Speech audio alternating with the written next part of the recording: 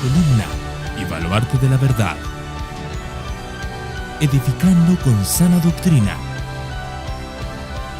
a la Iglesia de Cristo.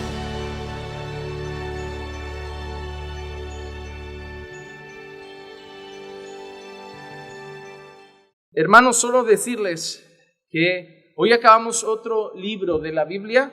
Es el último mensaje en el libro de Hebreos y estamos felices. Los que llevan ya tiempo con nosotros ya seguramente habrán hecho más de un libro completo y espero que aquellos que han empezado a degustar lo que es la predicación secuencial vean el fruto que da el ir predicando y aprendiendo de la palabra del Señor de manera consecutiva, versículo a versículo, capítulo a capítulo. Los que llevan aquí algunos años pues ya deben haber hecho segunda de Timoteo, lo hicimos no hace tanto, Santiago, es posible que hayan pasado ya por Habacuc, por Oseas, y estamos acabando Hebreos. Primera de Juan también se acabó, esta semana empezamos con segunda de Juan, y tengo una serie que le tengo muchísimas ganas. Va a ser una serie temática en la que me tiraré como 3 o 4 meses, ya lo avisé, sobre la santidad de Dios y cómo la santidad de Dios afecta a toda nuestra vida también. Entonces esa serie le tengo mucho deseo, muchas ganas de compartirla con ustedes porque creo que va a afectar a nuestros corazones. Que conocer ese atributo de Dios en profundidad, su santidad, va a cambiar nuestra manera de ver la vida, porque la empezaremos a ver a través de los ojos del Santísimo Dios y todo cambia. Pero antes de llegar a esa serie, hay un libro cortito que me gustaría compartir con vosotros, y es el libro de Ruth. Así que la semana que viene, los martes, empezaremos una serie en el libro de Ruth que probablemente nos llevará 5, máximo 6 mensajes. Así que me gustaría pediros que como la semana que viene la empezamos, y es un libro cortito de solo 4 capítulos, los que vayáis a venir el martes que viene os animo a que durante estos días, antes del martes, podáis leer el libro completo. Son solo 4 capítulos, pero poder leer el libro de Ruth os hará más o menos venir con una idea en la cabeza de lo que es la historia, y luego aquí profundizaremos más en enseñanzas y temas que podemos ver en ella. ¿De acuerdo?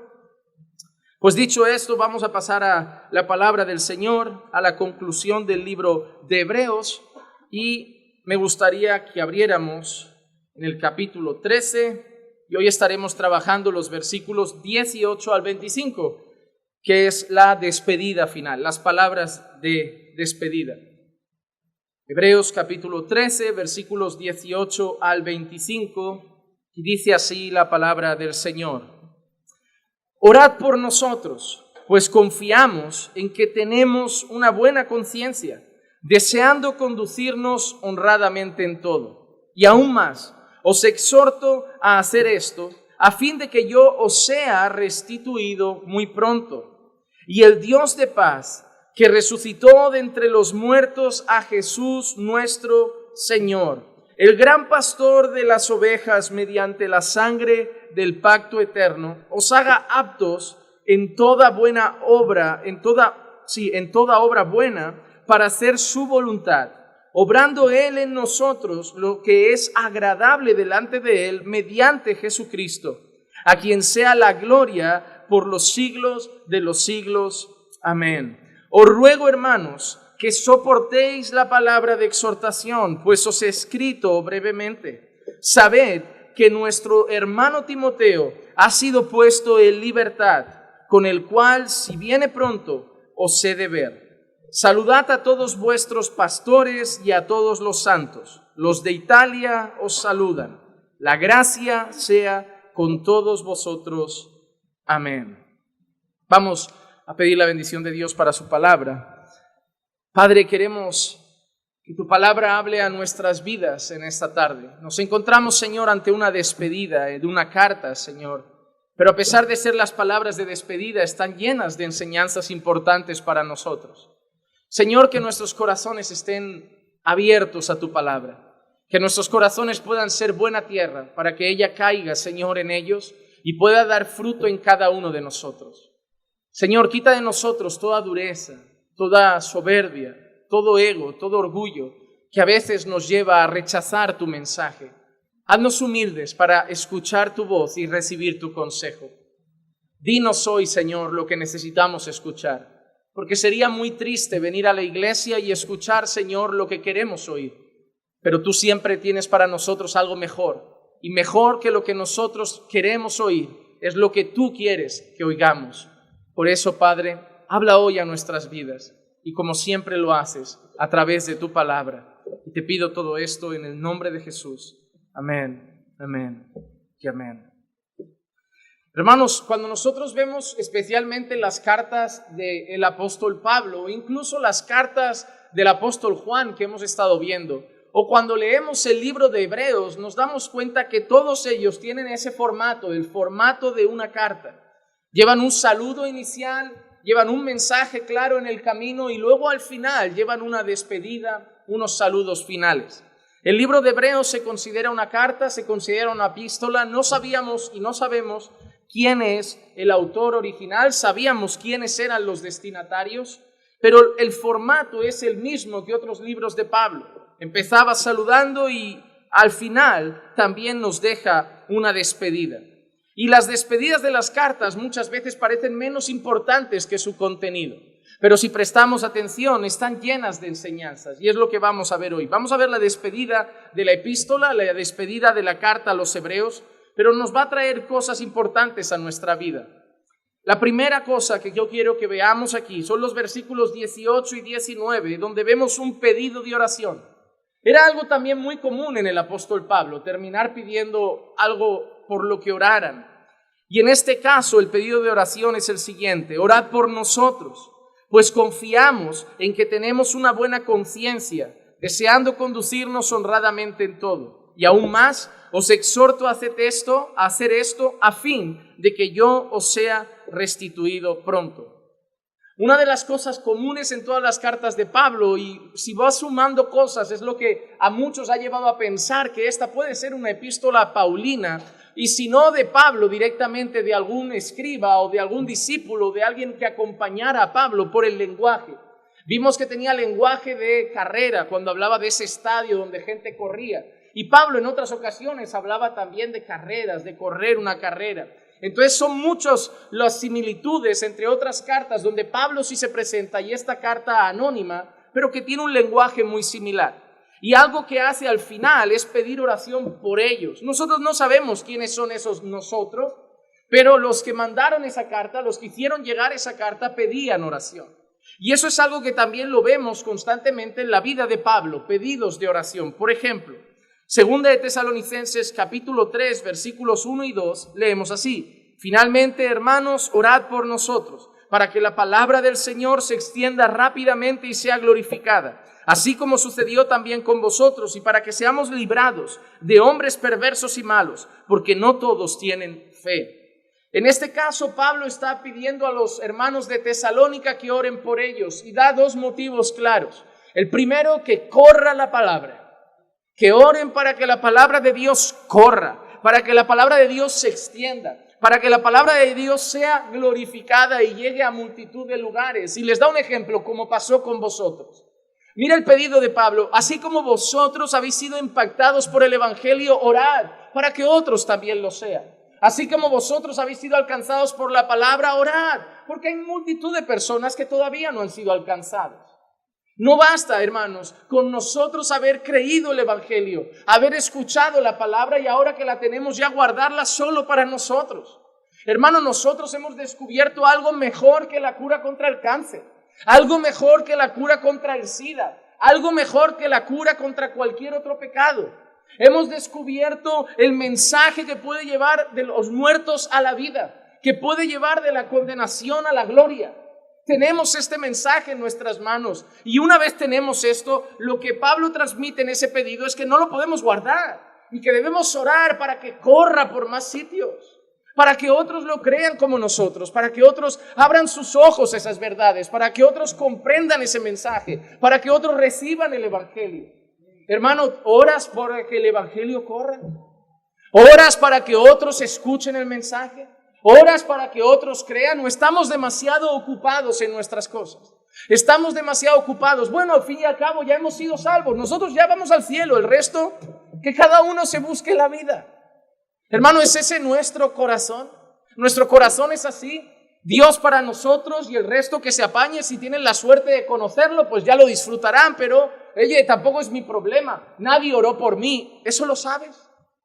¿Eso lo sabes? ¿Estás seguro de que nadie doblaba sus rodillas para decir, alcanza gente de esa ciudad, alcanza gente de ese pueblo? ¿Estás seguro que a ti nadie te lo haya contado? ¿Que nadie haya ido alardeando de que oró por tu vida? No significa que nadie haya doblado alguna vez sus rodillas y haya pedido por tu salvación.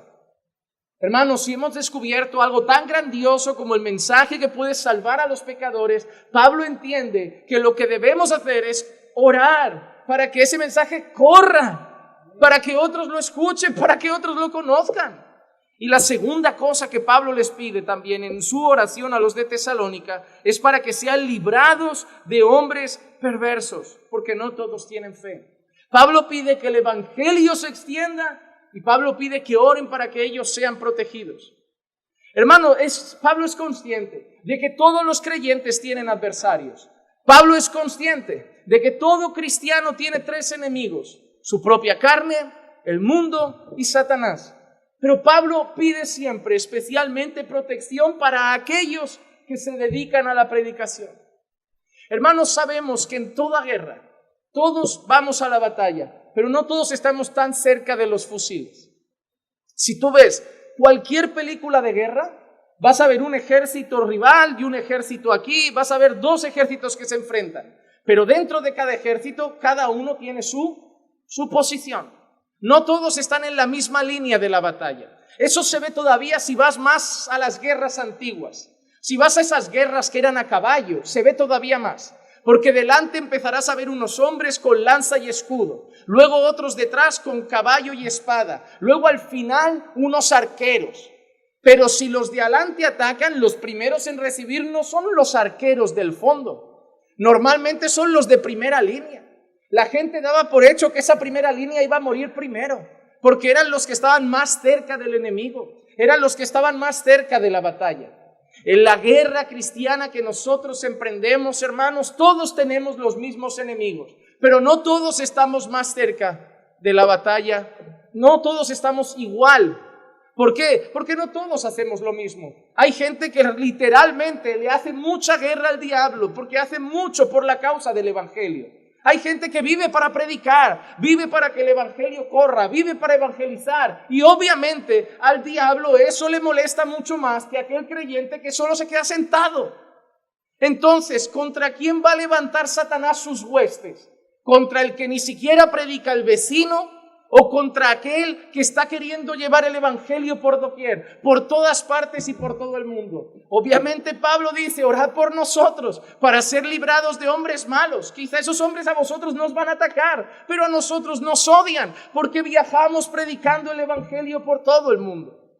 Hermano, lleva en tus oraciones esas 2 cosas, que la palabra de Dios corra y guarde Dios a aquellos que están en primera línea de batalla. Pide por aquellos misioneros que han dejado su vida para que otros conozcan el evangelio. Pide por aquellos misioneros que han renunciado a sueños que tú y yo tenemos, como una casa, echar raíces, tener hijos en una escuela matriculados, y viajan por el mundo y a zonas a veces peligrosas y a veces con pocos recursos, solo con una meta: que alguien más adore a Dios en este mundo. Ora por ellos porque son zarandeados por la tristeza, por la angustia, la depresión, por un montón de cosas que les gritan el corazón: abandona. Pero son herramientas de la gracia de Dios en este mundo. Ora por los evangelistas que en vez de irse a dormir por la tarde y a echar la siesta, se levantan de nuevo cansados para que gente salga y predique en el evangelio y otros lo escuchen. Hermano, desde que el grupo de Pasión por las Almas me ha demostrado que no son 4 perezosos con ganas de brillar, sino gente que realmente se ha comprometido con la causa, yo te garantizo que ese grupo está cada día en mis oraciones. Hay otros que no, pero ese grupo sí, porque sé que ese grupo las necesita. Porque ese grupo el domingo nosotros vamos a comer y a echarnos la siesta. Ese grupo va a descansar y rápido a predicar. Y el lunes a otro lado. Y el sábado a otro lado. ¿Oras por tus hermanos que hacen esa labor? ¿Oras? Porque no la hacemos nosotros. La hacen ellos. Y si no vamos con ellos, como alguien dijo, por lo menos oremos por ellos. Como iglesia, ¿qué necesitáis? ¿Os faltan recursos? ¿No hay dinero para los tratados? Tomad. ¿No hay dinero para Biblias? Tomad. ¿Podemos orar por vosotros? ¿A qué hora salís? ¿Queremos doblar las rodillas? Eso es lo que debemos hacer. No a ver si les va bien, mientras son zarandeados por el enemigo. El otro día el hermano John Jairo estaba predicando y 2 chicas empezaron a besar, se pegaron a él, a molestar. ¿Crees que es solo su carne? ¿No crees que el mismo diablo levanta 2 energúmenas a intentar molestar? Claro que sí. Él no está contento. Podían estar mejor en su casa. ¿Qué van a pensar los demonios? Iros a vuestra casa, es domingo, iros a dormir. Iros a ver la tele, iros a descansar, que mañana hay que trabajar. Dejad a todo el mundo que se siga pudriendo. Les da rabia porque algunos, en vez de hacer eso, se levantan. Y Pablo lo sabe. Oremos para que el evangelio corra y oremos para que el Señor guarde a sus obreros fieles. Pero eso me recuerda también, oremos para que el Señor siga levantando obreros. Porque la mies es mucha, hermanos. Y todavía hay pocos. Ese grupo de evangelismo tiene que crecer por lo menos 10 veces más. Por lo menos 10 veces más. Va a llegar un día que van a haber 30 personas el lunes, 30 personas el sábado, 50 el domingo. Y toda Barcelona sabrá que el evangelio está ahí. Lo rechazarán y no pasa nada. Nuestra responsabilidad no es que crean. Nuestra responsabilidad es predicarlo. Una vez alguien me dijo: pastor, ¿y de qué sirve predicar si no creen? El día del juicio servirá, porque no tendrán ninguna excusa. Habrán oído el mensaje y Dios tranquilo que les dirá: tú escuchaste, te lo puse en el camino, mandé a mi siervo y le diste la espalda. Merecerán el infierno todavía con más motivo, porque les habremos predicado y lo habrán rechazado.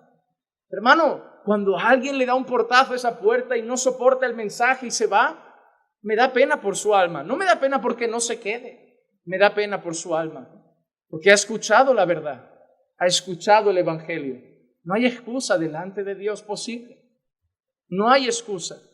Mira qué más motivos de oración pide Pablo. En Efesios capítulo 6, versículo 19 y 20 dice: y orad por mí, para que me sea dada palabra al abrir mi boca, a fin de dar a conocer sin temor el misterio del evangelio, por el cual soy embajador en cadenas, que al proclamarlo hable con denuedo, como debo hablar.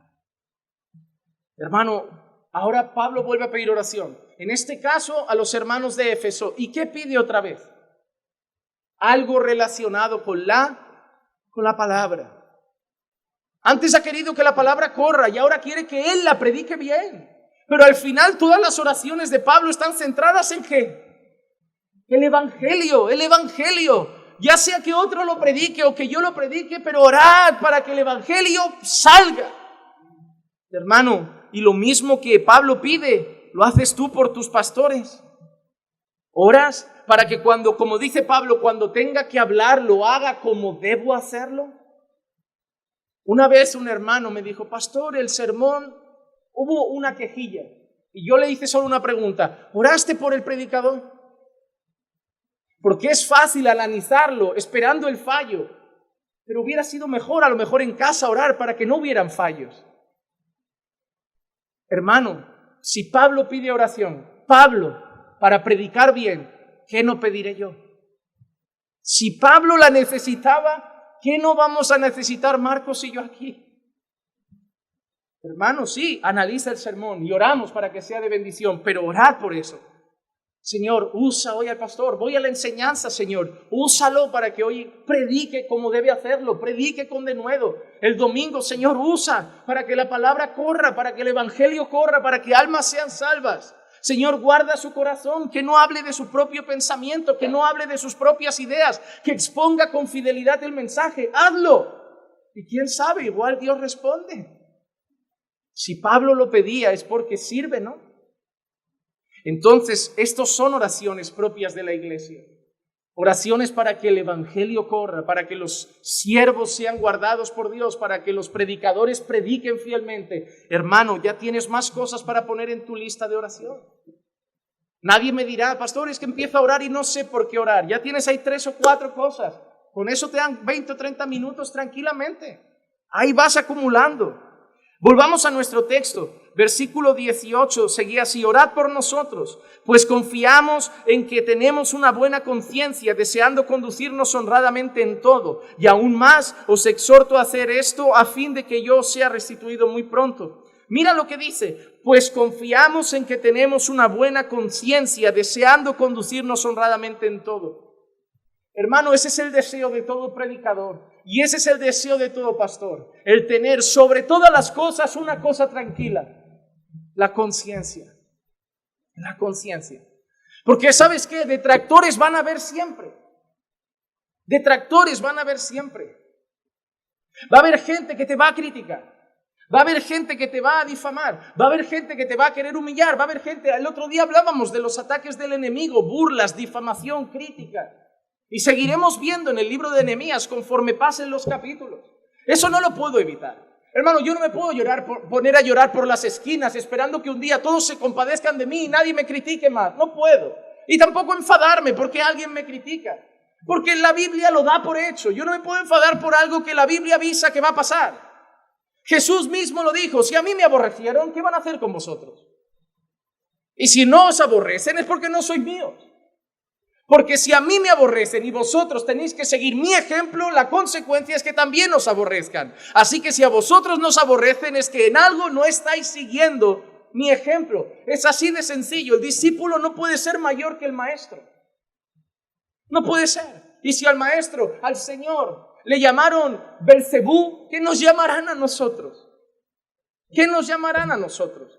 Si lo llamaron glotón, borracho, que andaba con pecadores, que obraba por el poder del diablo, ¿qué no dirán de nosotros? No podemos llorar por algo que Jesús mismo ya ha avisado. No podemos enfadarnos porque se levanten detractores. No podemos hacerlo. Pero sí que debemos tener una cosa clara: que en todo eso debemos tener la conciencia tranquila. Porque tenemos que tener la certeza de que todo lo que se diga de nosotros es mentira. Porque Jesús en una de las bienaventuranzas dijo: bienaventurados sois cuando por mi causa os vituperen y os persigan y hablen toda clase de mal contra vosotros, mintiendo. No somos bienaventurados porque la gente nos llame soberbios si somos soberbios. No somos bienaventurados porque la gente nos llame orgullosos si somos orgullosos. Somos bienaventurados cuando la gente nos llame herejes, falsos profetas, y no lo somos. Somos bienaventurados cuando las críticas no son fundamentadas. ¿Jesús era un borracho? No. ¿Era un glotón? No. ¿Obraba por el poder del diablo? No. A él lo criticaron, pero lo criticaron mintiendo. Lo mismo que hacían con nuestros padres los profetas. Así que nosotros tenemos que cultivar conciencia tranquila. Tenemos que andar de manera honrada, como dice aquí, de una forma que nuestra conciencia tenga paz. Y que cuando se levante quien quiera haciendo vídeos, diciendo, cuchicheando, nosotros vayamos a dormir en paz con Dios. Porque sepamos que el mundo puede decir lo que quiera, pero Dios sabe quiénes somos. Y esa es la opinión que basta. Y no lo digo con un tono arrogante, que hay gente que lo dice con arrogancia y es preocupante. A mí solo me importa la opinión de Dios. Pablo no es arrogante, no lo dice de esa manera. Pero realmente debemos tener la conciencia tranquila. No que no nos importe la opinión de los de fuera, nos tiene que importar. Si algún creyente te dice, no me importa la opinión de los de fuera de mí, malo. Malo. ¿Por qué? Porque deberían ver nuestras buenas obras y glorificar a nuestro Padre que está en los cielos. Porque uno de los requisitos para ser pastor es tener buena reputación de los de fuera. Así que si tú vas a mi madre, vas a mi padre o vas a un vecino, no puede hablar mal de mí. Porque de nada vale ser un santo en la iglesia y un demonio en la calle. No puedes ser pastor. Pero nosotros debemos luchar por, no siendo perfectos, esforzarnos por tener una conciencia tranquila. Y luego sigue en el 19 diciendo, y aún más, os exhorto a hacer esto. ¿El qué? Orar por nosotros, a fin de que yo sea restituido muy pronto. Y eso habla del deseo de estar con ellos. Estas cosas que acabamos de ver, Pablo también las menciona en otras ocasiones. Por ejemplo, una conciencia tranquila. Segunda de Corintios capítulo 1, versículo 12. Porque nuestra satisfacción es esta. ¿Qué significa esa frase? Nuestra satisfacción es esta. Lo que a nosotros nos da tranquilidad, lo que a nosotros nos da gozo, lo que a nosotros nos tiene en paz, lo que a nosotros nos mantiene tranquilos es esto. ¿El qué, Pablo? el testimonio de nuestra conciencia que en la santidad y en la sinceridad que viene de Dios, no en sabiduría carnal, sino en la gracia de Dios, nos hemos conducido en el mundo y especialmente hacia vosotros. La tranquilidad de Pablo es su manera de haber vivido entre ellos. Pablo dice, de nosotros pueden decir todo, que somos los enemigos de la patria, que somos los rebeldes de Roma, que odiamos a los judíos, que somos lo que sea, herejes, falsos maestros, falsos apóstoles, pero una cosa me deja tranquilo, la manera como me he conducido en el mundo y que en vosotros, bajo la santidad de Dios. Hermano, ten una conciencia tranquila delante de Dios. Porque así como no hay nada que nos ayude a dormir más en paz que una conciencia tranquila, no hay nada que nos quite más el sueño que una conciencia que nos culpa. Vive de tal manera, amado hermano, que tu conciencia te traiga paz. Vive de tal manera que tu conciencia no te esté acusando de hipocresía, acusando de ser un falso, acusando de tener dos caras, acusando de 1000 pecados. Vive de tal manera que tu conciencia esté en paz. Y quiero matizar algo. Si vives en pecado y tu conciencia no te acusa, es muy mala señal. Porque hay gente que me dice, bueno, yo vivo con una conciencia tranquila y practica el pecado. El único que peca y su conciencia lo acusa es el creyente. Si alguien peca y su conciencia no lo acusa es porque es mundano. Y los mundanos no tienen al Espíritu Santo de Dios, que convence de pecado, de justicia y de juicio. El mundano es capaz de estar pecando día tras día y decirte que está tranquilo y es buena persona. El creyente dice una mentira y va a sentirse la persona más sucia y miserable del planeta. Porque la carne no convence de pecado, pero el Espíritu Santo que mora en los creyentes sí. Y si Pablo decía que tenía una conciencia tranquila, no es que era perfecto, porque el mismo hombre que dice eso es el mismo hombre que en Romanos 7 dice, lo que quiero hacer no lo hago, y lo que no quiero hacer lo acabo haciendo. Miserable de mí, ¿quién me librará de este cuerpo de muerte? Pablo no era perfecto, tenía batallas, luchaba seguramente con algunas cosas y cometía pecados como todo el mundo. No los practicaba, pero probablemente fallaba a Dios por sus argumentos. Pero tenía una conciencia en paz de que era un verdadero hijo de Dios, un siervo del Señor, que crecía en santidad a la imagen de Cristo. Porque el mismo hombre que dice eso en Romanos 7 es el mismo hombre que dice, podéis imitarme a mí, porque yo imito a Jesús. Que Dios nos permita poder decir eso. Y seguidamente, en esa frase que hemos leído, el autor de los Hebreos, no es que sea Pablo, pero es que yo estoy convencido en mis entrañas, o sea, a mí me cuesta, pero yo tengo que decir que no es Pablo, porque no lo dice la Biblia. Yo no puedo afirmar lo que la Biblia no dice. Esa va a ser la pregunta que yo voy a dar. Si hay preguntas y respuestas en el cielo, cuando alguien pregunte, ¿alguien tiene una duda? Yo seré el primero en levantar la mano y decir, por favor, ¿nos podéis decir quién escribió Hebreos? Y como Pablo diga por ahí arriba, fui yo. Y oí a gritar lo sabía, pero podías haberlo escrito. Que vaya jaleo durante siglos para decir. Pero el autor de los Hebreos pide que ore para una cosa. Al final, la frase del 19 dice, a fin de que yo sea restituido muy pronto. En Filemón, el capítulo 1 solo tiene ese, y versículo 22 leemos así, y al mismo tiempo, prepárame también alojamiento, pues espero que por vuestras oraciones os seré concedido. ¿Te has dado cuenta? En ese texto de Filemón, él dice que le preparen un alojamiento, un hospedaje, porque por vuestras oraciones os seré concedido. Y el autor de Hebreos dice, orad por nosotros, y al final ha dicho, a fin de que os seamos restituidos pronto, es decir, a fin de que estemos nuevamente con vosotros pronto. Hay dos cosas importantes aquí. La relación de la oración con todo lo que quiere la iglesia. Hermano, imagínate que yo digo, me encantaría una visita del pastor Israel Sanz a nuestra iglesia. Me encantaría tenerlo aquí. Un fin de semana sería bueno, ¿verdad? Una conferencia, unas enseñanzas. ¿A quién no le gustaría? Y ya, lo decimos y a dormir. Vamos a orar. La iglesia oraba por todo, hermano. La iglesia oraba por todo. Y hoy los creyentes te dicen que después de 10 minutos no saben qué decir. A mí hay gente que me viene y me dice, pastor, tengo un problema con la oración. ¿Qué problema, hijo? No, es que después de 10, 15 minutos ya no me salen palabras. Digo, el otro día te vi tomando un café ahí en la 365 y después de 80 minutos no te faltaban palabras. ¿El problema cuál es entonces? Palabras tienes. Lo has dado por hecho.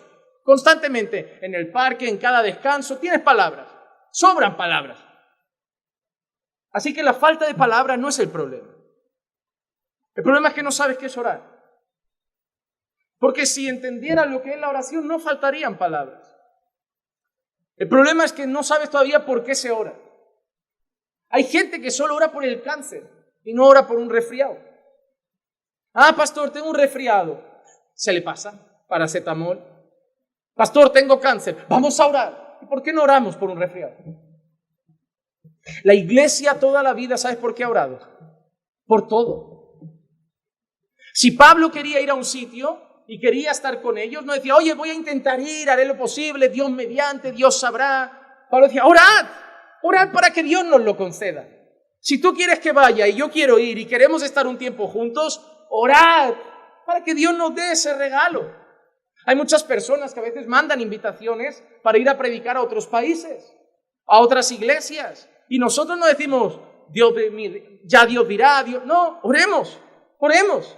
Si es de Dios, se dará. Si es de Dios, se dará aquí, se dará allí, se darán los medios, se darán los recursos y estaremos. Hace más de unos 3 años que llevamos trabajando con los puntos de misión de México, unos 3 años, queriendo ir, queriendo visitarlos, queriendo verlos, cansados de videollamadas, cansados de WhatsApp, cansados de teléfono, queriendo estar allí. Hermano, más que el deseo de ir a México, es el deseo de estar con los puntos de misión, de tocarles la cara, de abrazarlos, de verlos.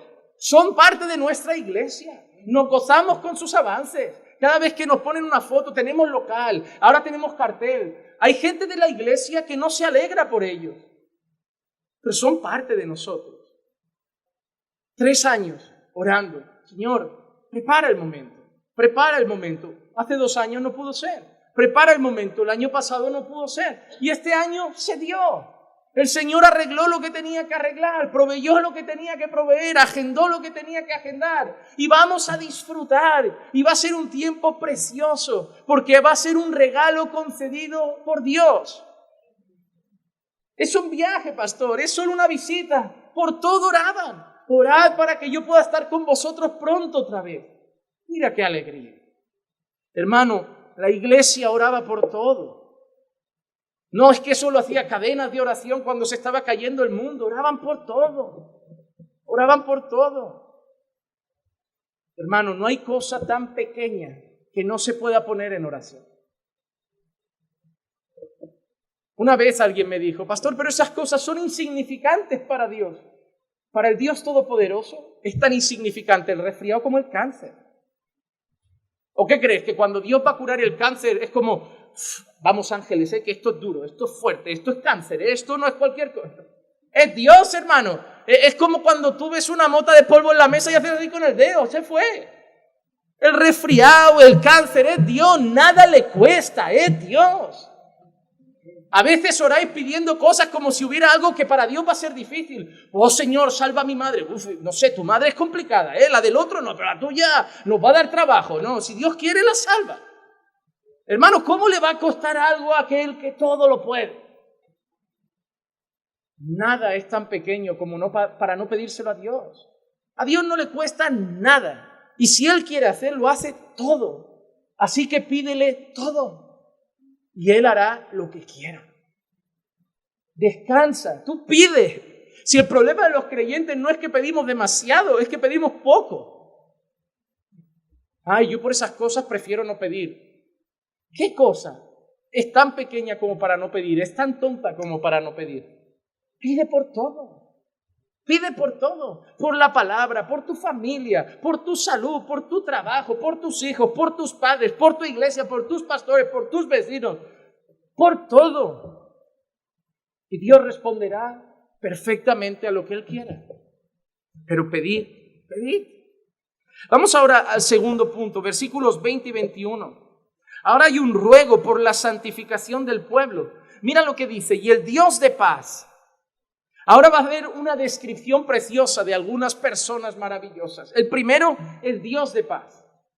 El Dios de paz. A lo largo de la Biblia al Señor se le atribuyen ciertas características, atributos, virtudes, y una es esta, el Dios de paz. El Dios de paz. ¿Qué hizo qué? Que resucitó de entre los muertos a Jesús nuestro Señor. El Dios de paz, ya sabemos que resucitó de entre los muertos a Jesús nuestro Señor. Ahora nos da una cualificación de Jesús nuestro Señor. Antes ha dicho el Dios de paz. Ahora, el gran pastor de las ovejas. El Dios de paz que resucitó entre los muertos a Jesús nuestro Señor. ¿Y quién es Jesús nuestro Señor? El gran pastor de las ovejas mediante la sangre del pacto eterno. Cosas maravillosas aquí. La primera es que el gran pastor de las ovejas no es Juan Manuel Vaz. El gran pastor de las ovejas no es Marcos. El gran pastor de las ovejas no es Israel Sanz, no es Sugel Michelén, no es Miguel Núñez, no es John MacArthur, no es el gran pastor. Es el Señor Jesucristo. Nosotros somos pequeños pastores al servicio del gran pastor. Nosotros somos pequeños mayordomos al servicio del gran rey. Nosotros somos pequeños siervos al servicio del gran Señor, con la conciencia y la seguridad y la certeza de que un día rendiremos cuentas. Porque la Biblia lo dice, para que pastorean almas como quienes han de rendir cuentas por ellas. Hermano, eso da temor. Eso da temor. Tú ves bien cada vez que llega más gente aquí. Y yo también, y me alegro mientras Dios añade cada día los que han de ser salvos, pero para mí más gente es más temor. Otro más por el que hay que rendir cuentas. Otro más que el Señor me va a preguntar. Otro más. Otro más. Pues tú piensas en tu esposa, en tus hijos, y ya da temor. Porque vas a rendir cuentas por tu esposa. Vas a rendir cuentas por tus hijos. Pero yo tengo que rendir cuentas por esto. Da santo temor. Es un privilegio, hermano. Pero también es una cosa que merece mucho respeto. Pero hay una cosa que hace este trabajo más fácil. El ministerio pastoral se lleva mucho más tranquilamente cuando sabes que las ovejas no son tuyas. Porque tu corazón se guarda de muchos peligros. ¿Peligros como cuáles? Como creerte el dueño de ellos. Pastor, me voy de vacaciones. No puedes. ¿Por qué no, pastor? Porque a mí no me va bien. Ahora hay muchas bajas en la iglesia y no puedo tolerar otra. Otro sillón vacío a mí me mata. A mí me apaga. Yo para venir el domingo y ver otra silla vacía no vengo. Ayer estaba viendo fotos de cuando empezó la iglesia y recuerdo cultos de 3 personas. Porque el otro día pensaba, hablando con un amigo, con un hermano, decíamos, pastor, ahora hay bajas en verano, ¿se nota, Pues se nota, sí. Ahora en vez de 300 sabemos 290. Digo, ¿cómo nos va a preocupar eso cuando antes nos poníamos contentos si habían 12? ¿Te has dado cuenta lo peligroso que es el corazón? Cuando empiezas con 3 y hay 12, dices, la iglesia llena. ¿Has visto? A reventar hoy, casi no cabíamos en casa. Ahora hay 290 y como estamos acostumbrados a 300 y pico, está floja la cosa en la iglesia. Floja por el amor de Dios. Hay que guardar mucho el corazón. Este ministerio, esto tiene muchos peligros. Porque empieza a querer más. Hay 300, ahora 350, ahora 400, 450, que no tiene nada de malo. Pero el corazón en ellos sí es peligroso. Oye, como si hay 1000, pero debemos tener el mismo gozo, la misma alegría y dar el mismo culto avivado a Dios con 300 que con 30. Yo canto igual el martes que el domingo. Y si mañana me invitas a casa y hay un devocional y vamos a cantar, cantaré igual. Porque el gozo no está en la cantidad, el gozo está en quien está siendo adorado. Y Dios siempre está. Hermanos, nosotros debemos guardar nuestro corazón y saber que esto no es tuyo, que guarda el corazón. Si hay pocas, pues no es culpa mía, Él es el que las trae, Él es el que las deja, Él es el que se las lleva, Él es el Señor. Te da tranquilidad porque no te vuelves un dictador, no te vuelves el dueño y el Señor. Ah, pastor, me voy. Bueno, habla con el buen pastor, yo he hecho lo posible. Yo he hecho Es más fácil llevar el ministerio cuando sabes que tú no perteneces al pastor, sino al buen pastor. Eso da mucha tranquilidad. Y Él es el buen pastor, el gran pastor de las ovejas mediante la sangre del pacto. Oh, hermano, qué bonito saber que tú y yo somos parte de ese pacto, que no es temporal, es eterno. En Jeremías 32:40 dice: haré con ellos un pacto eterno, por el que no me apartaré de ellos, para hacerles bien, e infundiré mi temor en sus corazones para que no se aparten de mí. Yo quiero que analices un instante estas palabras. Yo te voy a hacer preguntas y yo quiero que con mucha convicción me contestes para que al final veamos que la respuesta está en la Biblia y no en lo que yo te voy a decir. La primera cosa que te quiero decir es que ¿cuánto dura el pacto que ha hecho Dios contigo? Dura un tiempo, una semana, un año, 10 años, luego se acaba. ¿Eterno? ¿Sí o no? Sí, eterno. Mira cómo sigue. A través de ese pacto dice: por el que yo no me apartaré de ellos. ¿Cuándo se va a apartar de Dios de ti? Nunca. El pacto es eterno y el fin es no apartarse de vosotros, de nosotros. ¿Cuándo? Nunca. ¿Y qué va a hacer Dios con nosotros mientras está con nosotros para hacerles? ¿Qué nos va a hacer eternamente Dios? Bien. A veces el bien de Dios duele, ¿eh? Que hay gente que cree que Dios te haga bien significa que Dios te haga lo que te apetece. A veces para hacer bien hay que romper. A veces para hacer bien hay que quitar. Pero va a hacer bien, eso es seguro. Pero mira cómo sigue: para hacerles bien. Y ahora dice: e infundiré mi temor en sus... ¿Para qué? ¿Para qué? O sea, ahora vamos a ver si lo entendemos todos. ¿El pacto dura cuánto? ¿Cuánto va a estar Dios cerca de nosotros? ¿Para qué va a estar cerca de nosotros? ¿Qué va a infundir? ¿Dónde? ¿Cuánto tiempo? ¿Para qué? El pacto dura para siempre. Dios estará contigo siempre y te va a dar temor para que tú también estés con Él siempre. Quien se aleja de Dios es que no está en ese pacto. No tiene sentido, Dios no miente. Porque hay gente que si tú leyeras la primera parte diría: es que Dios no se aparta, somos nosotros. Yo escucho gente que lo justifica así: si Dios no se aparta, somos nosotros los que nos apartamos de Dios. Pero cuando Dios te quiere para Él, Él hace otra cosa. No solo se acerca a ti, sino que te da temor para que tú no te alejes de Él. Hermano, tú no sigues cerca de Dios porque tú quieres estar cerca de Dios. Tú sigues cerca de Dios porque tú quieres estar cerca de Dios, y tú quieres estar cerca de Dios porque Dios te ha dado el temor para que tú quieras estar cerca de Él. Porque ha sido Dios el que ha puesto en nosotros tanto el querer como el hacer. Y gloria a Dios que no es temporal, hermano, y eso nos da tranquilidad. Eso nos da dos cosas. La primera, seguridad, que la relación de Dios con nosotros no se acaba. Los padres te pueden dejar, los amigos te abandonan, la gente viene y va, pero la relación con Dios es eterna. Y la segunda cosa maravillosa, la primera es que la relación es para siempre. La segunda es que es para nuestro bien. Que todo lo que Dios hace en esa relación es para nuestro bien. Cuando te esté doliendo algo en la vida, cuando esté pasando algo en tu vida, cuando Dios esté consintiendo, permitiendo algo en tu vida que te esté doliendo, y ores: Señor, quítalo, líbrame, y Él no lo haga y lo deje ahí y siga doliendo, recuerda que lo hace para tu bien. Que hoy no lo entiendes, mañana quizás sí, o quizá no, pero afírmate en esa promesa: lo hace para tu bien. Dios no hace nada y permite nada para tu mal. Todo es para tu bien, aunque duela, todas las cosas cooperan para bien de aquellos que aman a Dios. Y mira cómo sigue el versículo 21 de nuestro texto: os haga aptos en toda buena obra para hacer su voluntad. Antes, si te das cuenta, las oraciones eran para ellos: orad por nosotros.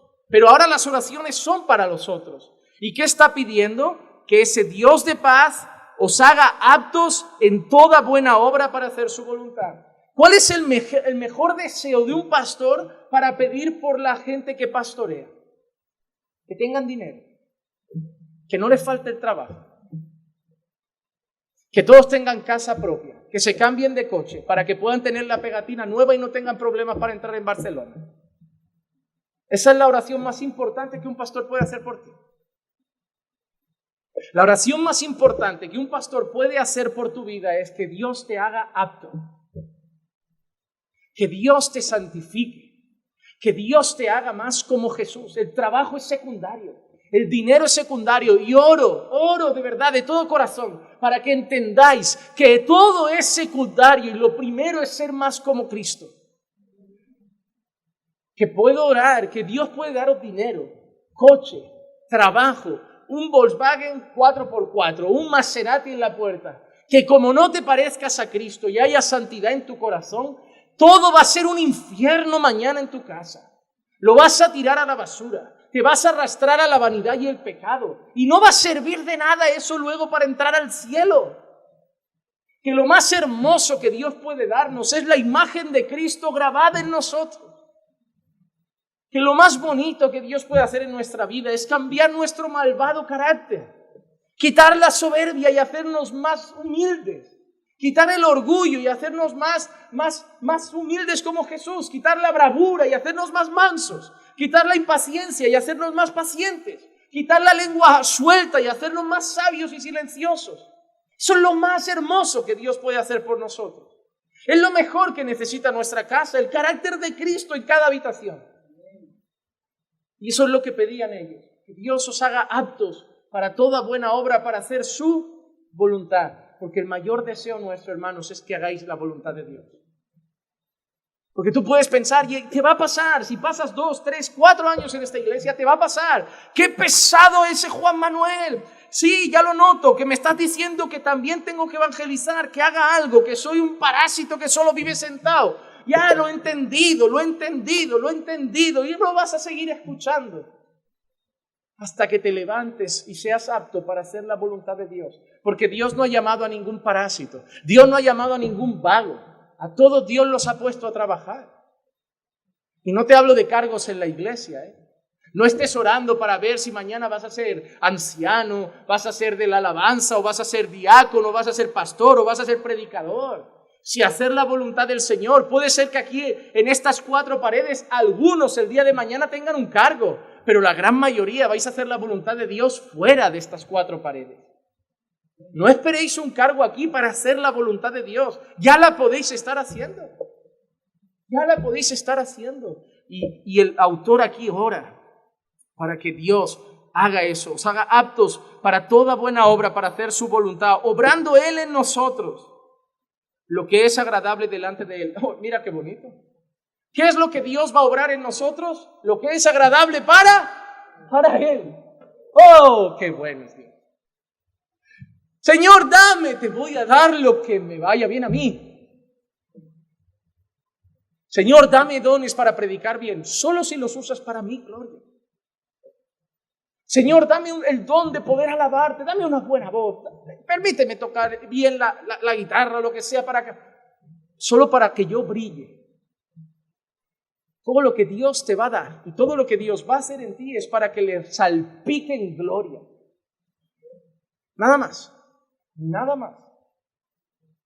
Todo es para que salpique en gloria. Y estaba escuchando la entrevista de un cantante urbano que parece que se había convertido, pero no, que se llama Farruko, que le preguntaron si él iba a seguir cantando sus canciones de reggaetón mundanas. Y él decía, pues claro, es lo que el público quiere. Dijo, ya, pero has hecho otra que se llama El Nazareno, y esa también. Pero dice, mira, a mí me ha venido mucha gente a decir que si sigo a Cristo hay que dejarlo todo, que si uno se hace cristiano ya no puede seguir cantando esa música mundana, que hay que dejarlo todo por Jesús. Eso es mentira. Hay que dejar las cosas malas. Pero ¿cómo voy a dejar yo los dones que Dios me ha dado? Hermano, Dios da dones, pero si vamos a la Escritura es clara para qué sirven los dones. El gran error de muchos chicos que tienen dones para la alabanza es que se juntan 4 que tocan bien, que Dios se lo ha dado para que brille Él, y la primera pregunta es, ¿y si grabamos un CD? Y de golpe esos chicos ya no están en la iglesia cantando. ¿Dónde están? haciendo gira con Hillsong por el mundo entero. Pero Dios te dio el don para tu iglesia. Hermano, te aseguro que no faltan invitaciones para poder viajar cada domingo. Y la respuesta que damos a todos es: más de un domingo al mes no dejamos esta iglesia, porque todo lo que Dios me ha dado, de momento y hasta que cambien las cosas, sé que me lo ha dado para aquí. Ah, pero te lo ha dado para el pueblo de Dios, sí, y voy a ir yendo, pero tengo claro que soy pastor. No soy conferencista, no soy predicador itinerante, evangelista internacional. Soy pastor de la iglesia Caminando por Fe, que de vez en cuando aprovecho para visitar, conocer hermanos y servir en otros lugares donde lo piden y es necesario, pero soy pastor de esta iglesia. Uno tiene que saber para qué Dios lo ha levantado y para qué Dios le ha dado dones, porque si no empiezas a perder el foco y vas como un barco sin timón para allá donde sople el viento. Hermano, Dios ha dado dones para que Él se lleve la gloria y la iglesia sea edificada. Nada más. Nada más. Todo lo que Dios te ha dado es para nosotros. ¿Sí, pastor? Sí, pastor. Todo lo bueno que Dios ha puesto en ti, todos los dones que te ha dado es para que a nosotros nos edifiquen.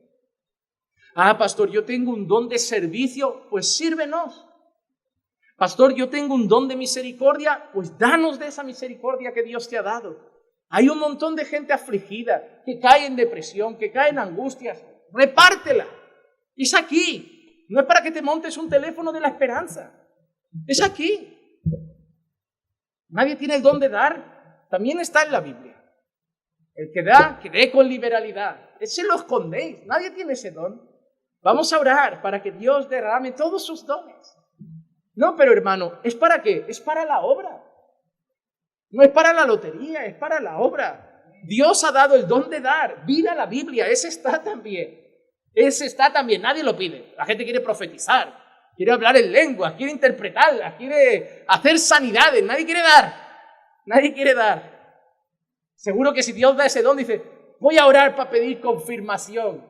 No vaya a ser que me esté emocionando y el corazón es engañoso. Hermano, si tu corazón un día te dice, da, no hay que orar para pedir confirmación. Porque tiene que estar la cosa muy hecha por Dios en un corazón para que diga da. Nuestro corazón automáticamente y emocionado no va a querer ser generoso. Eso es solo obra del Señor, hermano. Pero todos los dones que Dios da, los da para la iglesia en cuanto a edificarla y para su gloria. Para su gloria. Obrando Él en nosotros lo que es agradable delante de Él, mediante Jesucristo, a quien sea la gloria por los siglos de los siglos. Hermano, como hemos dicho, somos parte del pacto hecho con la sangre de Jesús, un pacto eterno. Y mira qué interesante que nuestro texto ha empezado diciendo el Dios de paz. Y el Dios de paz hizo un pacto de paz. Mira qué interesante lo que dice Ezequiel 37:26. Y haré con ellos un pacto de paz. Será un pacto eterno con ellos. Y los estableceré, los multiplicaré y pondré mi santuario en medio de ellos para siempre. El Dios de paz hizo un pacto de paz y el Dios eterno hizo un pacto eterno. De Él no podía salir otra cosa. La oración que había hecho el autor era que Dios nos hiciera aptos para toda buena obra y que Dios nos diera todo lo que fuera agradable a Él. Así que la oración implica la santificación de nuestras vidas. Que Dios nos haga aptos para la obra implica la santificación del creyente. Mira lo que dice, 1 de Pedro 5:10. Y después de que hayáis sufrido un poco de tiempo, el Dios de toda gracia, que os llamó a su gloria eterna en Cristo, Él mismo os perfeccionará, afirmará, fortalecerá y establecerá. Hermano, ese es el deseo que todos debemos tener. Que Dios nos perfeccione, nos afirme, nos fortalezca y nos establezca. Todo eso habla de santidad y de firmeza en la fe. Y nuestro texto, el último versículo, acabando hablando de Jesús, decía, a quien sea la gloria por los siglos de los siglos. Amén. Y eso nos recuerda que solo hay uno que merece gloria. Romanos 11:36, porque de Él, por Él y para Él son todas las cosas. A Él sea la gloria para siempre. Amén. Hermano, tanto en tan poco, ¿verdad? Frase tan hermosa que enseña tanto. De Él, por Él y para Él. ¿Quién da las cosas? ¿A través de quién las da? De Él. ¿Y para quién las da? Él te da el don. A través de Él mismo, porque solo Él lo puede dar mediante su Espíritu. ¿Y para qué te da el don? Para su gloria. Hermano, todo lo que Dios ha puesto en tu mano es para Él. Para Él. Nada de lo que tienes es para ti. Nada, todo es para Él. Pastor, qué bendición, por fin hemos comprado nuestra casa. Es para Dios. ¿Cómo, pastor, que es para Dios? Es para Dios. Pero Dios no está aquí, pastor. Es para Dios. Pero, ¿cómo puede ser una casa para Dios? Adora a Dios en esa casa. Ora a Dios en esa casa. Honra a Dios en esa casa. Respeta a Dios en esa casa. Invita a tus hermanos y haz culto en esa casa. Que hay una necesidad, lleva a alguien y dale un plato de comer en esa casa. Que hay alguien que está en la calle, llévalo un día a dormir en esa casa. Que tu casa sea una casa que le dé la gloria a Dios. Dios te la ha dado, pero te la ha dado para su gloria. No te la ha dado para que tú vivas a la sopa boba y feliz. Tú te aprovechas y beneficias de los regalos de Dios, pero no olvides que son para su gloria. Pastor, ya tengo coche. Maravilla, para Él. Pero ¿cómo va a ser mi coche para Dios? Dios no necesita coche. Pero me enteré que el hermano Vicente, el señor mayor de la iglesia, unos hermanos hicieron un calendario para que cada domingo un hermano se turnara y fuera allí a buscarlo al barrio y traerlo al culto. Eso es un coche para la gloria de Dios. Pero yo prefiero ir más cómodo a la iglesia. Sí, es más cómodo, más rápido y más ahora con lo que cuesta aparcar. Pero de unos corazones nació, oye, yo tengo coche. Esos señores apenas andan. Y si queremos que vengan al culto y realmente esa gente nos importa, hay que traerlos. ¿Y cómo los vamos a traer? Bueno, pues si somos 800 hombres, que cuando hay una carne asada vamos 800, cuando hay una necesidad podríamos ir unos cuantos también. Así. Oye, pues unos hermanos se juntan, tú este domingo, tú este domingo, tú este domingo, y ese matrimonio tiene todos los meses un coche a su disposición para venir al culto y llevarlos de vuelta. ¿Es digno de aplaudir? Es que eso es lo que debería salir natural de nosotros. Hoy aplaudimos las cosas que deberían ser normales porque se han vuelto inusuales.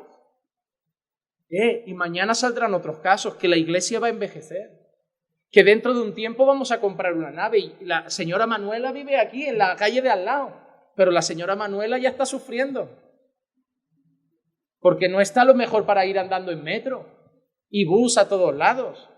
Pues otros hermanos también podrán hacer un calendario y acercar a la hermana Manuela. Ay, es que a mí quién, a mí qué, esa es la pregunta, ¿no? ¿Y por mí quién piensa? Que Dios nos dé dejar de pensar en nosotros. Que alguien te diga, en ti no piensa nadie. Pues ya está. ¿Y qué? ¿Y qué? ¿Tiene algo de malo eso? ¿Vives para que la gente piense en ti? Mira, en ti piensa el que más debería pensar. Y con el pensamiento de Él es suficiente.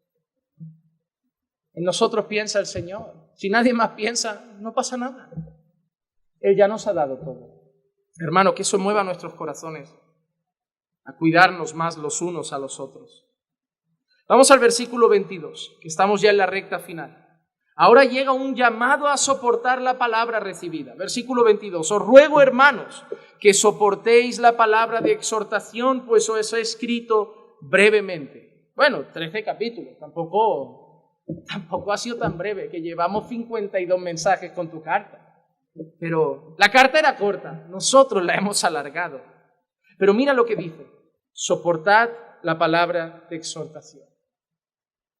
Primera cosa, recordarle a los que son nuevos, los de casa lo saben ya, pero los nuevos lo tienen que saber. Exhortar no es llamar la atención, meter la bronca o corregir, porque es normal en las iglesias escuchar a la gente, hoy nos han exhortado, hoy la palabra ha sido exhortación, y lo hacen refiriéndose a palabras de corrección. Exhortar significa animar o alentar, llevar a alguien a moverlo hacia una dirección. Es decir, si yo digo, te exhorto a que ores más, es que te estoy llamando a orar más. Te quiero mover en esa dirección. Eso es exhortar. Y está pidiendo que soporten la palabra de exhortación. Primera cosa, la carta ya nos dice el tono que tiene. Exhortar, porque así ha definido su carta. Soportar la palabra de exhortación. Y se refiere a todo lo que ha dicho antes. Habían algunas advertencias, sí, pero lo general de la carta no han sido advertencias. Ha sido una exaltación a Cristo y una exhortación a no volváis a las tradiciones judías y seguid firmes en el evangelio de nuestro Señor Jesucristo. Y les está diciendo, soportad esas palabras, atesorad esas palabras. No cerréis ahora y olvidad lo que habéis leído, lo que habéis visto, lo que habéis escuchado. Atesoradlas en el corazón. ¿Saben lo que más me duele a mí como predicador de la palabra de Dios?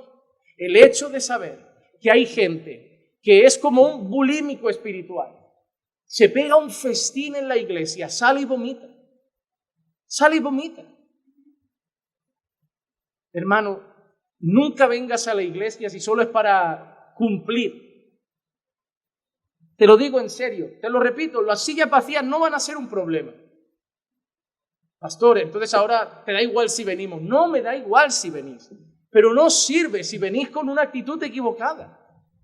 Pero que yo no gano, o sea, a mí me alegra veros y ojalá llegue un día que tengamos sillas blancas por aquí, esté todo a reventar un martes, ojalá.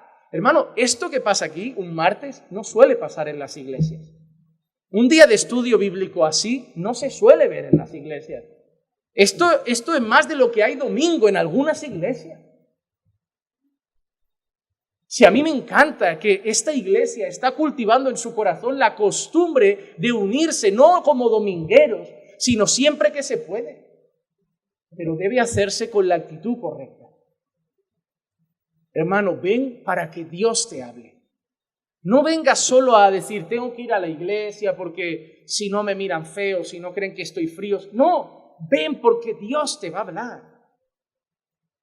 Ah, sí, pastor, sí, te lo digo, te va a hablar el martes, te va a hablar el jueves, te va a hablar el domingo. Te va a hablar siempre que haya una Biblia abierta y alguien la exponga, te va a hablar. Ven con ese corazón, ven a escuchar a tu Señor.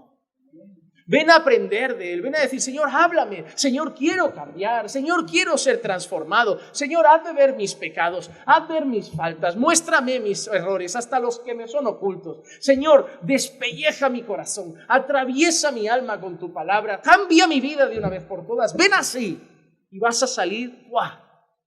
No habrá día que Dios no te hable, porque Dios siempre habla, yo siempre lo digo, Dios siempre habla, pero no siempre estamos atentos. Hermano, cada vez que quiero que Dios me hable, me hable. Abro la Biblia y no necesito hacerlo de, Señor, a ver, yo en mi devocional lo tengo también secuencial. Yo voy y cada versículo Dios me habla. Si tú quieres escuchar, Dios habla. Si tú escuchas atentamente, Dios habla. Ven con esa intención, tu vida va a cambiar. Vas a ser completamente transformado, pero soporta la palabra que te dan. No te enfades con el mensaje, ni mucho menos con el mensajero. Si algo te dolió, pregúntate por qué. Si algo te ofendió, pregúntate por qué. ¿Por qué en vez de ofenderte directamente con el mensajero no te preguntas si a lo mejor es que hay algo malo en tu corazón que ha hecho que te ofendas? ¿Por qué me ofendió esa palabra? ¿Por qué me ofendió que hablara así del matrimonio? ¿Por qué me ofendió que hablara así del adulterio, de la fornicación? Es por mi relación. Pues si es por tu relación, arréglala. La próxima vez ya no ofende. Hermano, soporta la palabra que recibes. Yo te animo. Sí, te lo digo en serio. Vas a encontrar iglesias que te van a dar una palabra que no vas a necesitar soportar porque va a ser tan ligera y suave que, hermano, no va a hacer nada con ninguno de tus pecados. Yo sé que a veces aquí es dura. Pero no dura porque el predicador sea duro, dura porque es fiel a la palabra y la palabra es una espada. La palabra no es mantequilla, no es dulce de leche, es una espada y hermano, dice que es una espada que atraviesa el corazón, más cortante que una espada de 2 filos, que llega hasta las coyunturas, que lo atraviesa por completo. Esa descripción no me parece poco dolorosa. Si tú quieres entender la Biblia, lo mejor es irte a casa hoy, coger un puñal para entender lo que el texto dice que la palabra hace con nosotros. No es suave, hermano, eso duele. Eso duele. La Biblia no dice porque la palabra será como un remanso de... Sí, a veces es bálsamo. A veces es bálsamo, pero usualmente es espada. Y cuando algo atraviesa el corazón, duele, hermano. Pero en ese pacto eterno que hizo Dios, hemos dicho que lo hace todo para nuestro. Si la palabra duele, duele para bien. Duele para bien. Duele para bien. Y si transformas esa área que hoy te duele, mañana la volverás a escuchar y dirás, hoy no me dolió, porque ya esa área está arreglada. Y vas a ver cómo otro gira los hocico y le va a decir, a mí también me dolía cuando llegué aquí, pero aguanta que va bien la cosa, aguanta. Aguanta un añito, que esto uno se acostumbre. Es así. Mañana nosotros consolamos a otro. No aguanto duro. A mí también me dolía. Pero es que eran mis pecados. Se va a enfadar también contigo.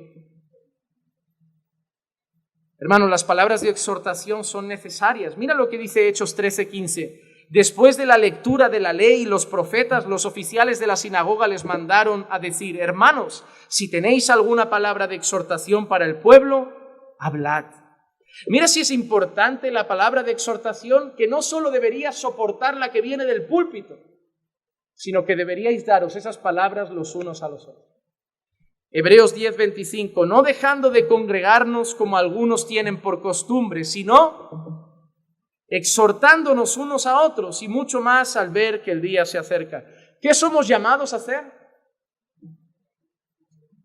Exhortarnos unos a otros. Y lo ha relacionado, en este caso concreto, lo ha relacionado con el hecho de dejar de congregar. Hermano, haz una cosa que yo hago los domingos. Antes de centrarte en el culto, sobre todo cuando esté a punto de empezar, o más bien casi al final, echa un vistazo por la sala. Yo tengo complejo de suricato. ¿Tú sabes lo que es un suricato? ¿Timón y Pumba? Pues el timón, aunque me parezco más al Pumba. Pues un suricato es ese bicho del desierto que hace así. Es muy entretenido. Cada pájaro que va, siempre están parece que están todo el rato alerta. En la iglesia suelo hacerlo los domingos. Hago así, intento analizar, como además todos tenéis unas manías muy raras de sentaros en el mismo sitio siempre. O sea, yo os ubico raro y a veces creo que alguien ha faltado y es porque le dio por cambiar de sitio y digo, pero si estás ahí, o sea, porque los domingos, vamos a ser sinceros, si llegáis a la hora estáis todos por el mismo lado, o sea, yo ya sé dónde están las caras, tanto de cuando predico y quiero que alguien se cosque de algo, ya sepa dónde miro, digo, no, ese está por ahí, o sea, pero hazlo para ver quién no vino, porque Hebreos nos da esa labor, exhortaos los unos a los otros. ¿A qué? Cuando no están congregando, a no dejar de congregar, y más cuando sabemos que el día se acerca. Uy, el hermano faltó. Bueno, un domingo malo lo tiene cualquiera. El hermano faltó 2 domingos. Habría que llamar, habría que preguntar. Hay algunos que piensan, ya llamará el pastor. Pero es que ese mandato de Hebreos no es para el pastor, es unos a otros, es para la iglesia. Tanto es así que el pastor, entre tanta gente, puede ser que uno no lo perciba, pero tú sí. Llámalo. Hermano, ¿qué pasa? Alguno estará herido, enfadado, y tendrás que ser sabio. Antes de llamar, ora. Porque a lo mejor te vienen con una queja contra la iglesia, con un enfado, y tú no puedes decir, es verdad, hermano, pero hay que tenerles paciencia. No, tienes que ir también a edificar su vida. Pero hazlo. Es nuestro deber como hermanos. Nuestro deber no es anunciar 6 meses después que ya no viene. Nuestro deber es intentar impedirlo, siempre que sean ovejas. Siempre que sean ovejas, reitero, siempre que sean ovejas. Vamos ahora al versículo 23, que nos quedan 5 minutos y 3 versículos, y esto es un reto. Pero al final ya es todo rápido. Una buena noticia, el versículo 23. Sabed que nuestro hermano Timoteo ha sido puesto en libertad, con el cual, si viene pronto, os he de ver. ¿Es que no ves alguien que escribe esta carta y era amigo de Timoteo? ¿Quién puede ser? Es que, de verdad, ¿no crees que es él? ¿No crees que es él? Es que a mí cada cosa que yo iba estudiando y leyendo, pero no puedo decir que es Pablo, pero creo que es Pablo. Pero termina la carta con una buena noticia. Timoteo ha sido puesto en Si el Timoteo ha sido puesto en libertad es que estaba. Y hermano, ¿sabes qué es lo más maravilloso? Que Timoteo puede haber sido puesto en libertad porque estaba preso, pero Timoteo esas cadenas no le pillaron por sorpresa. Porque mira lo que Timoteo esperaba ya. Segunda de Timoteo 4:5. Pero tú sé sobrio en todas las cosas, sufre penalidades, haz el trabajo de un evangelista, cumple tu ministerio. ¿Sufre? Mira qué gran aviso de Pablo. Antes le dio otro, en segunda de Timoteo 2:3. Sufre penalidades conmigo, como buen soldado de Cristo Jesús. Hermano, casi cada capítulo de los que Pablo escribía a Timoteo le iba avisando de una cosa. Es un gozo ser pastor. Es una maravilla servir al Señor. Pero Timoteo, prepárate para una cosa. Sufre. Pero sufre como buen soldado de Jesús. ¿Sabes lo que es esa expresión? Que los buenos soldados de Jesús sufren. Seguramente Timoteo, que había sido puesto en libertad y había estado en la cárcel, yo me imagino a Timoteo en la cárcel y Timoteo en paz. Porque quien le había escrito cartas, quien lo había discipulado, quien le había enseñado mucho, había vivido entre rejas muchas veces y había cantado entre rejas. Pablo y Silas a medianoche cantaban al Señor. Entre rejas había escrito a los filipenses: regocijaos en el Señor, otra vez os digo, regocijaos. Timoteo ya sabía lo que le esperaba. Por eso te digo, nada asusta cuando llega lo que ya te esperas. El día que lleguen las prohibiciones en España, las multas, las denuncias, la cárcel, no nos vamos a asustar. Hermano, yo igual no lo vivo, pero yo apostaría que casi que sí. Es probable que algunos veamos a personas de esta iglesia, y hay una alta posibilidad que sean los pastores, en pleitos, multas o hasta la prisión, por causa del Evangelio, no por evadir impuestos, no por robar, no por pegar, no por matar, pero al ritmo que van las leyes, por causa del Evangelio. Y si eso llega a pasar, yo aviso con tiempo, esto no es una profecía, no es un anuncio, pero no está de más estar advertido. Si llega a pasar, lo único que vamos a hacer es orar y cantar. Porque el día que pase, seguirán los cultos aquí y nos regocijaremos recordando que el pastor nos dijo: nada nos asusta cuando ya lo esperábamos. Porque si ese día llega, no será una sorpresa.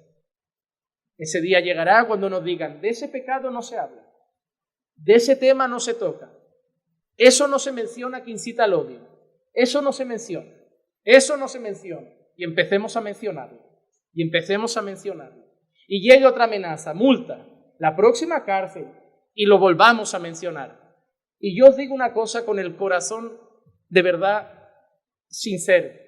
Van a llegar creyentes que os van a decir: a vuestro pastor le faltó sabiduría, lo podía haber hecho de otra manera, el nuestro es más sabio, ¿no ves? Sigue predicando.